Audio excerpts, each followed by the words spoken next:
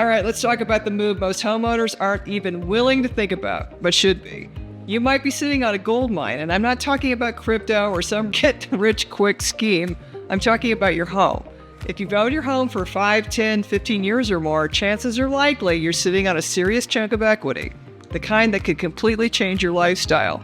But here's the thing. Most people don't even realize it. They're comfortable, or maybe they don't understand what their equity can actually do. Here's what we're seeing right now. Homeowners selling their larger homes, cashing out their equity, buying something smaller, smarter, and more aligned with how they actually want to live. No mortgage, no interest rate drama, no 30-year ball and chain. I mean, really, why hang on to a 4-bedroom house when 2 of the rooms are just collecting dust? Spend every weekend doing maintenance, and the whole place feels more like a burden than a fit. This isn't downsizing, it's Rightsizing. It's about freedom, flexibility, and options. Yet most people sit and wait for the perfect rate or the perfect market. Here's the truth. The market doesn't need to be perfect when you're walking away with cash in hand. Experts estimate that the average homeowner has around $300,000 in equity right now. That's leverage. That's power.